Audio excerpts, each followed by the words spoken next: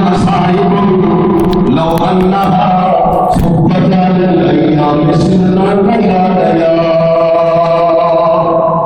لوگوں میرے محبوب پیغمبر کی جدائی اور فراق کی وجہ سے میرے اوپر جو غم آئے مصیبتوں کے پہاڑ آئے اگر یہی مصیبتوں کے پہاڑ چمکتے ہوئے سورج کے اوپر آ جاتے ان راتوں کے اندر بدل جاتے صحابہ کرام پریشان تھے اور میرے پیغمبر کے جتنے بھی اصحاب تھے ان کے اوپر قیامت بیت رہی تھی اس لیے کہ حسنین کے نانا دنیا سے رخصت ہو رہے تھے سیدہ فاطمہ الزہرا کے پاپا دنیا سے رخصت ہو رہے تھے حضرت عثمان حضرت علی کے سسر دنیا سے تشریف لے جا رہے تھے حضرت شیخین ابو بکر حضرت عمر کے داماد دنیا سے تشریف لے جا رہے تھے بڑا غم کا دن تھا بڑی پریشانی کا دن تھا حتیٰ کہ نبی اکرم صلی اللہ علیہ وسلم کو جب قبر کے اندر دفن کیا گیا اس وقت صحابہ کرام کی زبانوں سے کیا نکلا کہنے لگے یا لیتنا یوم بارو بمنہری یا لیتنا یوم بارو بمنہری وغیبوه والقوا علیہ المدار لم يترك الله عنا بعده ابدا ولم يعش بعده انثى ولا ذكرا صحابہ کرام کی زبانوں پہ یہ جاری تھا کاش نبی پاک علیہ السلام کے اس دنیا سے تشریف لانے جانے سے پہلے اللہ تعالیٰ ہمیں موت دے دیتا ہمیں وفات دے دیتا لم يترك الله عنا بعده ابدا لم يعش بعده انثى ولا ذكرا نبی پاک علیہ السلام کے بعد نہ کوئی عورت زندہ رہتی نہ کوئی مرد زندہ رہتا اللہ سب کو پیغمبر کی وفات حضرت آزاد سے پہلے موت دیتے تو یہ ہمارے لیے بہتر تھا اس لیے کہ نبی پاک علیہ السلام کی جدائی کا غم اتنا بڑا غم تھا کہ صحابہ کرام نے تمنا کی آرزو کی کاش اللہ تعالیٰ ہمیں پیغمبر کی جدائی سے پہلے دنیا سے اٹھا لے بہت بڑا اندوہناک دن تھا جس دن صحابہ کرام نبی پاک علیہ السلام کو دفن کر رہے تھے اور اس دنیا سے رخصت کر رہے تھے اللہ حضرت سیدنا ابو بکر صدیق رضی اللہ تعالیٰ عنہ جس دن آپ نے وفات پائی اسی دن مغرب کے بعد نبی علیہ السلام سے اجازت لی کہ مجھے اجازت دیجیے میں آج اپنی بیوی کے ہاں جانا چاہتا ہوں بڑے دنوں سے میں نہیں گیا آپ کی خیر خبر میں لہٰذا مجھے اجازت دیجیے حضرت ابو بکر صدیق رضی اللہ تعالیٰ عنہ تشریف لے گئے لیکن اللہ تعالیٰ کا کرنا ایسا ہوا کہ اسی دن نبی پاک علیہ السلام کی وفات ہو گئی صبح کے وقت حضرت ابو بکر صدیق رضی اللہ تعالیٰ عنہ کو جب ابتلا ہوئی دوڑے دوڑے نبی پاک علیہ السلام کے پاس آ گئے اور کہنے لگے وَاقَطَعَ زَہْرَاهُ وَنَبِيَّاهُ وَرَسُولَاهُ اے میری کمر ٹوٹ گئی اے میرے پیارے رسول اے میرے پیارے نبی ہو گیا نا وہ حادثہ جس حادثے نے بڑے دنوں سے بے چین کر رکھا تھا بے قرار کر رکھا تھا نبی پاک علیہ السلام کے قریب آئے آپ کے حضور باسروٹ پہ ایک چادر پڑی تھی حضرت ابو بکر صدیق نے میرے محبوب پیغمبر کے چہرے سے چادر ہٹائی فقبلہ نبی پاک علیہ السلام کے چہرے کا بوسہ لیا اور زبان سے کیا فرمایا طبتا حیا و میتا اے میرے محبوب پیغمبر بڑے بڑے حسینوں کا حسن موت بگاڑ کے رکھ دیتی ہے لیکن تو وہ حسین ہے کہ تیرا حسن تیری موت بھی بگاڑ نہ سکی طبتا حیا و میتا اور پھر ابو بکر صدیق نے زبان سے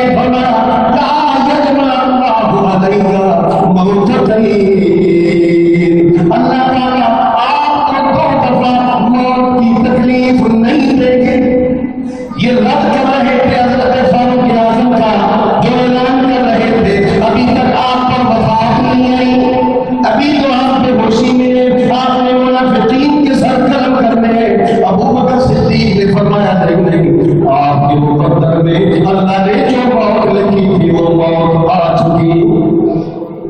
آپ کا کیا مطلب ہے؟ اللہ تعالیٰ دوبارہ آپ کو موت کی تکلیف دیں گے. لا یجمع اللہ علیکا موتتین. اس کے بعد ابو بکر صدیق منبر رسول پہ تشریف لے گئے اور پھر وہاں پہ جا کر ایک بڑا تاریخی خطبہ ارشاد فرمایا. اللہ کی حمد و ثنا کرنے کے بعد فرمایا ان اللہ امر محمدن وابقى حتى اقام دین اللہ واظہر امر اللہ وبلغ رسالۃ اللہ وجاہد فی سبیل اللہ ثم توفى اللہ علی ذلک وقد ترککم علی الطریق فإن دین اللہ قائم وإن کلمۃ اللہ تامہ وإن کتاب اللہ بین اظہرنا نور وشفاء.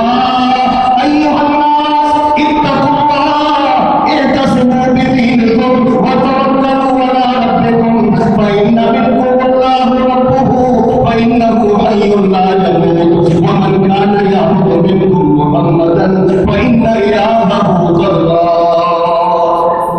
اور پھر اس کے بعد ابو بکر صدیق نے قرآن مجید کی آیتیں پڑھی انک میت وانہم میتون وما جعلنا لبشر من قبلک الخلد.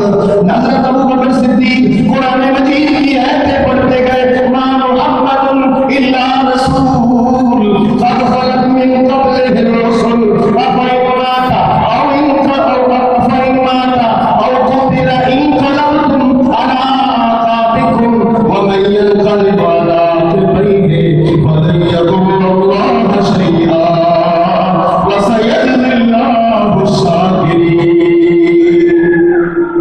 صحابہ کرام نے جب ابو بکر صدیق کی زبان سے یہ آیات سنی تو سارے صحابہ کرام رونے لگے، حتیٰ کہ حضرت سیدنا فاروق اعظم بھی رونے لگے اور فرمانے لگے جب ابو بکر نے یہ آیات تلاوت کی ایسے پتہ چلا پہلی دفعہ یہ آیات سن رہا.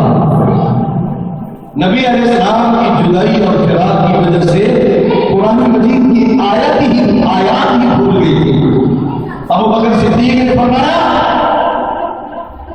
نبی علیہ السلام کی وفات کا دن اور یہ گھڑی اتنی انجوڑات کھڑی ہے، یہ اتنی پریشانی کا دن ہے، کوئی میرے دل سے تو پوچھے. لیکن فرمایا صحابہ کرام اے عمر بن خطاب آج بے ہوش ہونے کا دن نہیں، آج ہوش میں آنے کا وقت ہے. کیوں؟ اس لیے کہ نبی اکرم صلی اللہ علیہ وسلم ہمارے محبوب تھے، معبود تو نہ تھے. محبوب تھے لیکن معبود تو نہ تھے کہ آپ پہ وفات نہ آتی. نبی علیہ السلام دنیا سے چلے گئے تو کیا ہو گیا؟ نبی علیہ السلام ہمیں اپنا مشن دے کے گئے. نبی علیہ السلام نے ہمیں اپنا منشور دیا. آپ کے قلب اطہر پر جو اللہ نے کتاب مقدس نازل کی وہ کتاب ہمارے پاس ہے، شریعت ہمارے پاس ہے، آپ کی سنت ہمارے پاس ہے. کیا ہم اجڑ گئے؟ کیا ہم برباد ہو گئے؟ کیا ہم لاوارث ہیں؟ خدا کی قسم ہم کوئی لاوارث نہیں. نبی علیہ السلام کا مشن بھی ہمارے پاس ہے، آپ کا موقف بھی ہمارے پاس ہے، آپ کی سنت بھی ہمارے پاس ہے، آپ کی شریعت بھی ہمارے پاس ہے. لہذا یاد رکھو آج رونا نہیں، اسی مشن پہ چلنا ہے، اسی راستے پہ چل کر نبی اکرم صلی اللہ علیہ وسلم کے ساتھ وفا کرنی ہے، جس راستے پہ ہمیں ہمارے قائد اور ہمارے محبوب صلی اللہ علیہ وسلم نے چلایا. میرے پیغمبر نے جب اپنا مشن مکمل کر لیا تو آپ کو چاہنے والے خدا نے اپنے پاس بنا لیا. لہذا اس کا یہ مطلب نہیں کہ ہم دین سے پیچھے ہٹ جائیں. نہیں، ہم نے دین سے پیچھے نہیں ہٹنا. ہم نے بڑی پابندی کے ساتھ، بڑی قوت کے ساتھ اپنے پیغمبر کے اس مشن کو آگے بڑھانا ہے اور جاری افزائی کرنا ہے.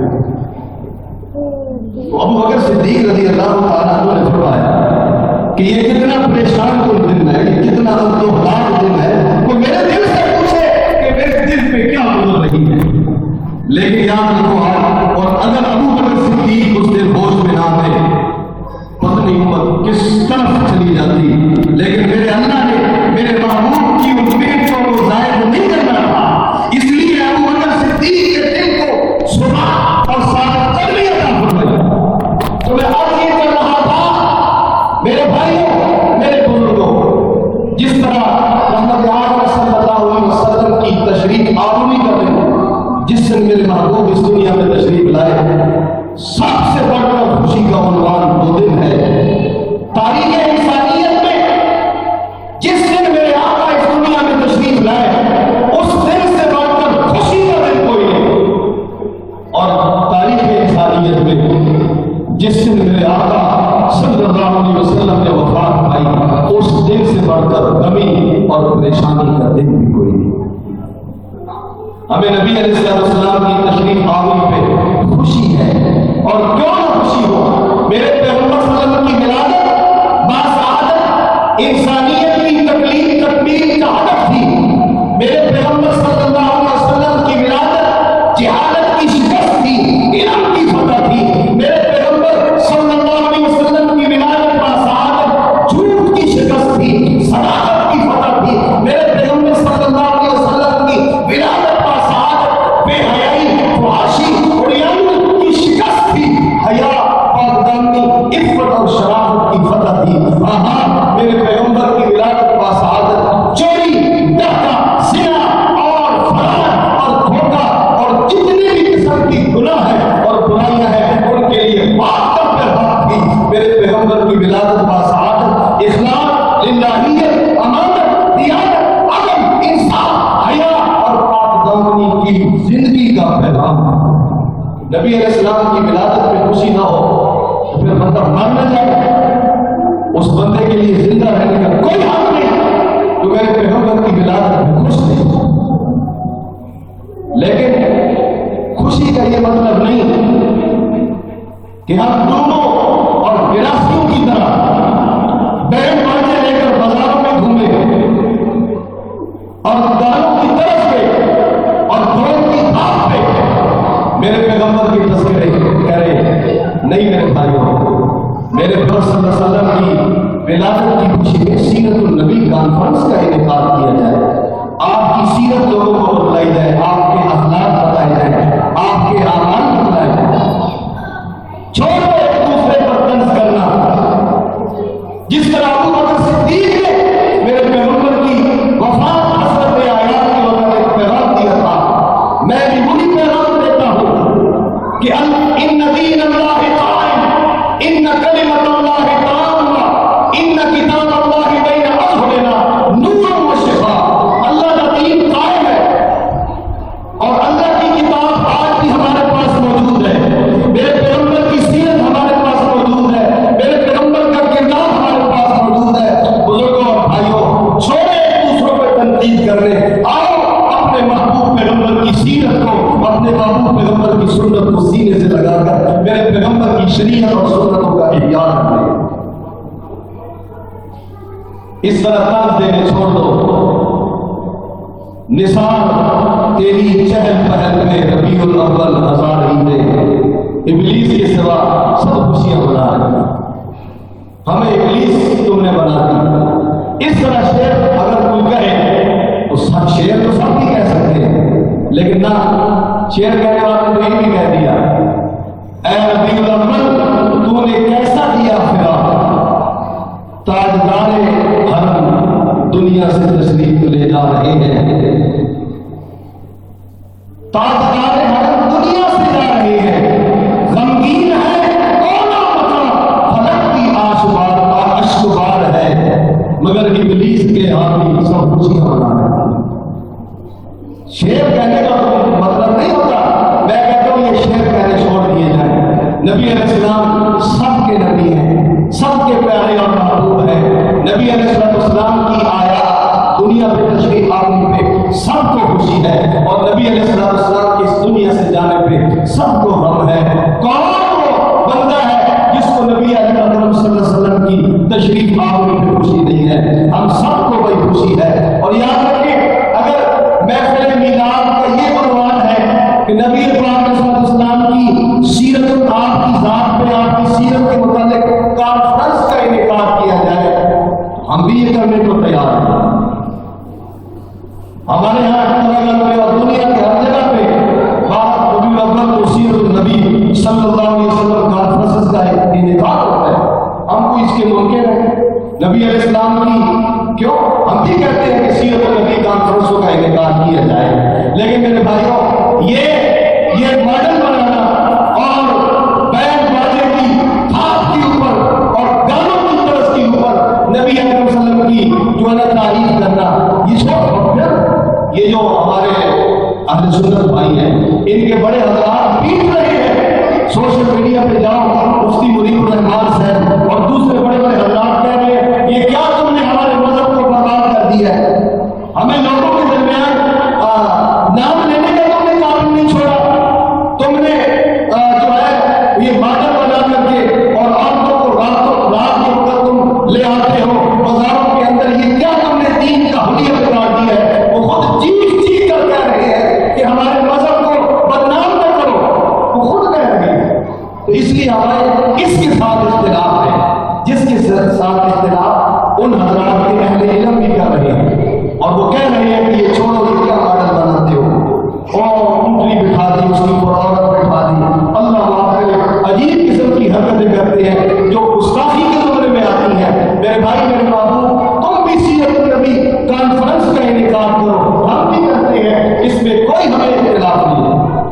ہونا چاہیے کہ نہیں ہونا چاہیے. انشاءاللہ مزید 12 ربیع الاول کو رات کے وقت عشاء کی نماز کے بعد ہماری اس مسجد محفل حمد و نعت کا انعقاد نبی علیہ السلام کی سیرت پہ روشنی ڈالی جائے گی اور نبی علیہ السلام کی محبت میں نعتیں وغیرہ پڑھی جائیں گی. میری آپ کو درخواست ہے کہ آپ تشریف لائیں. نبی علیہ اگر کسی کا نام محفل میلاد ہے تو ہم تم سے بڑھ کر یہ کرنے کے لیے تیار ہیں اور اس پر ہمارے ساتھ کوئی اختلاف نہیں. باقی یہ بینڈ باجے یہ جلوس یہ سڑکیں تباہ کر دینا یہ چھڑیاں اور یہ پکڑے کیا بھائی اس سے تمہارے بڑے بھی تمہاری اوپر جو ہے انگلی اٹھا رہے ہیں. ہمیں تو پہلے سے اس کے ساتھ اختلاف ہے. اللہ سے دعا ہے اللہ کریم نبی پاک اسلام کی صحیح باتوں میں سچی سچی تابعداری کی توفیق عطا فرمائے. وآخر دعوانا ان الحمد للہ رب العالمین.